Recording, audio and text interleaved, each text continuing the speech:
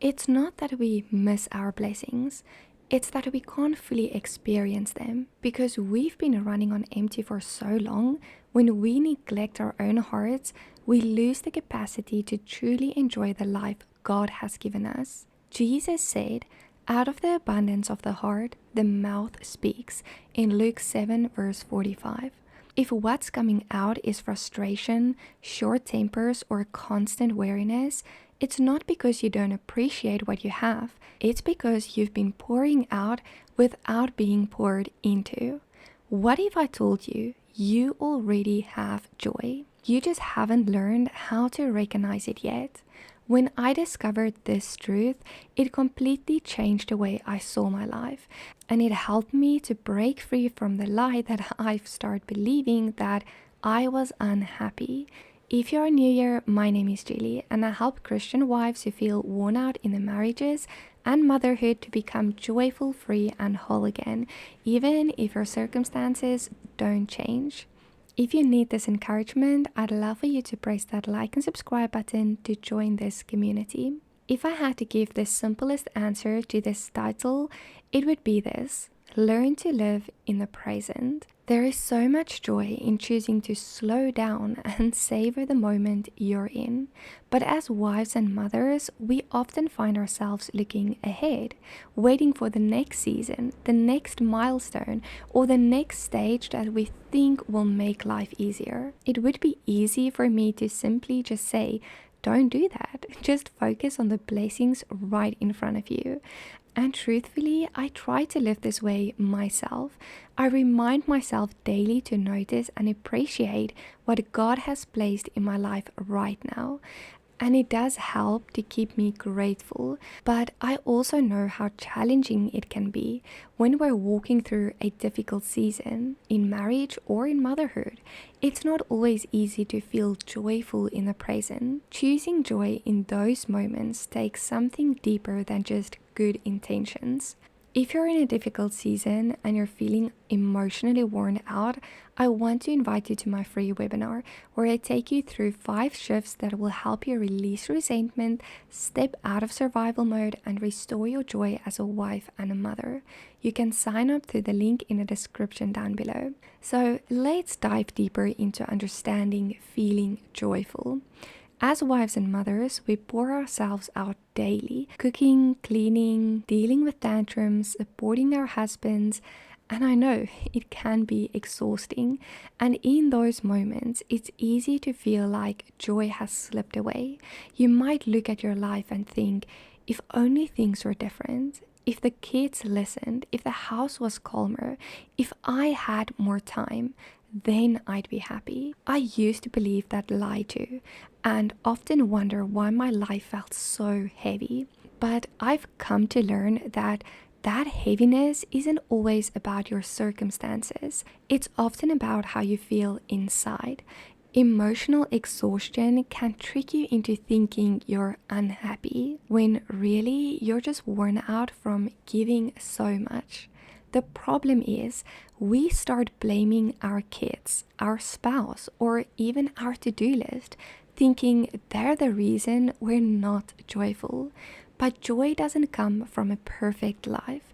It comes from within. As a wife and mom, you know love isn't just a feeling. Being in love is a feeling that comes and goes.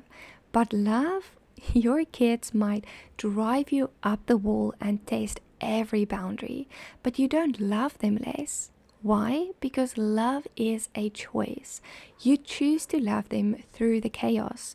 There is nothing your kids can do to make you love them less. Joy works the same way. Feeling joyful is a feeling that will come and go. But having joy, that's a decision. It's choosing to see the good in your life, even when you don't feel it. Maybe today's been a mess. Your toddler drew on the walls and dinner got burned.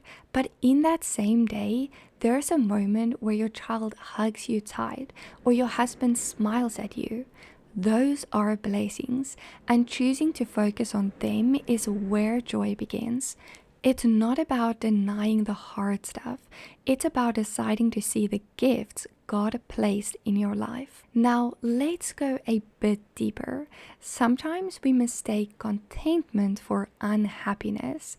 When you're not bubbling over with excitement, you might think, I must be miserable. But contentment isn't a lack of joy. It's a quiet satisfaction, a peace that says, this life, with all its imperfections, is enough. God allows trials in our lives to shape us. Even exhaustion in motherhood, financial stress, or marital tension. These challenges are part of His plan to mold you into the woman He called you to be. The Bible says in Nehemiah 8 verse 10, "The joy of the Lord is your strength." That joy isn't about feeling happy all the time. It's about finding strength in God's presence, even when life feels heavy. Contentment means trusting that God's given you what you need right now and being satisfied in that.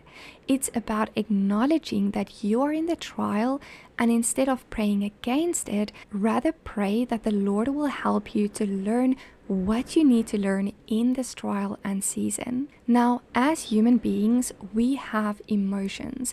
We feel everything. The frustration when your spouse forgets something important, the guilt when you lose your patience, the exhaustion that makes you want to hide in the bathroom for 5 minutes to just get some peace.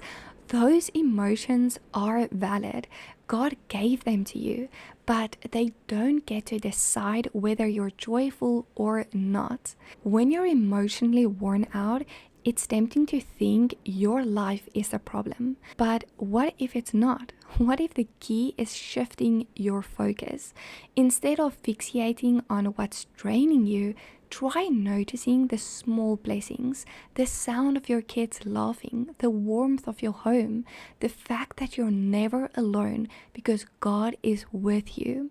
The Apostle Paul wrote in Philippians 4 that he learned the secret of being content in any and every situation. That doesn't mean he was always smiling or that life felt easy. It means that he had learned to anchor himself in something deeper than circumstances and emotions. Contentment doesn't mean you'll always feel joyful. It's choosing to be satisfied with what God's provided, even when your emotions and circumstances change, because they will. So how do you actually do this? When trials hit, how do you choose contentment over feeling unhappy? Start by naming your blessings. Have a notebook and write down 3 things each day that brought you a spark of joy or reminded you of God's goodness. Maybe it's your child's silly dance, a kind word from a friend, or even just drinking your cup of coffee. This practice rewires your heart to see and to focus on what's good. And if you want, you can start right away by commenting 3 blessings you are grateful for. I would love to read them. So start trading your complaints for gratitude. In James 1 verse 2-3 we read, "Consider it pure joy, my brothers and sisters, whether you face trials of many kinds, because you know that the testing of your faith produces perseverance."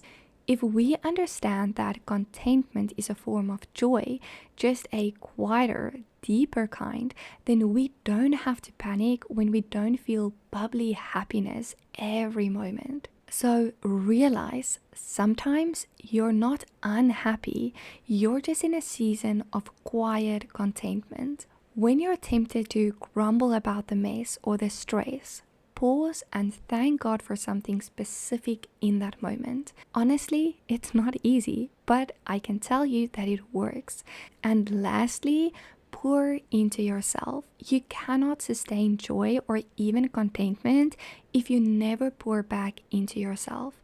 God created you with needs, emotional, spiritual, and physical.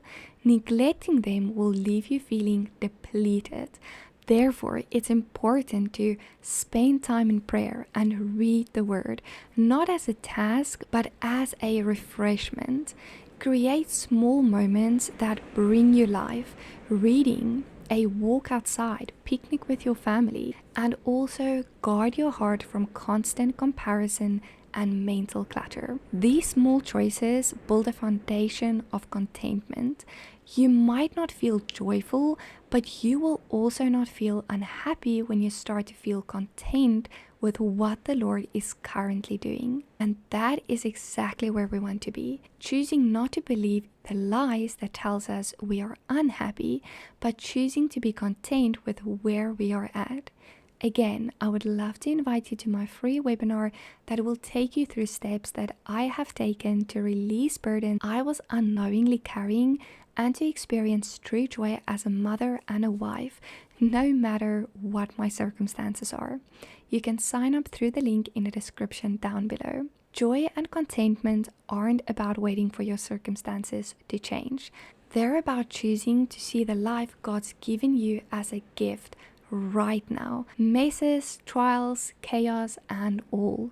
You don't have to feel joyful every second to have joy. You don't have to love every moment to be content. As a wife and mom, your life is full of blessings disguised in the ordinary. Your kids' giggles, your spouse's support, God's unending presence. Start choosing to see them.